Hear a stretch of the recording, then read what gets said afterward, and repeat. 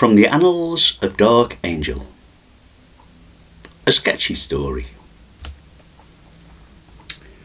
Max Caveira worked as a courier at Jam Pony Express, where her friends could best be termed as an eclectic crew.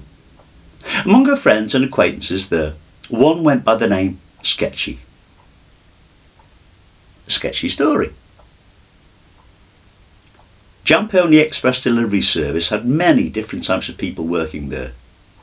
One of the dispatch riders, Sketchy, was certainly diverse in his interests, all of which he followed with a passion: women, photography, and the downright strange.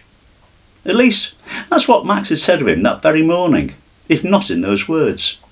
Even now he cringes to think of the derision in his friend's voice.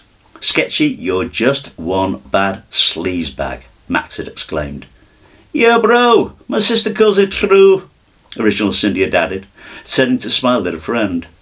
Then again, with his somewhat undeserved, in his opinion, reputation, he could hardly blame them for their response to his story, and how he'd buckled his cycle's front wheel. He'd been nearing his drop-off point when he noticed those pins. They'd seem endless and a golden brown. So he turned his eyes a little. Then a gust of wind had caught her shoulder-length blonde hair, casting it around her shoulders. He'd smiled. Then a further gust of wind had caught the light skirt of the summer dress she wore. The skirt had blown upward, and he'd been mesmerised by what he'd seen, as she was sans panties, as it were. That's when he crashed into the car parked at the curbside. It hadn't been his fault that the sector police had chosen to park just there, so any cyclist could run into it. At least, that's what he kept telling Max.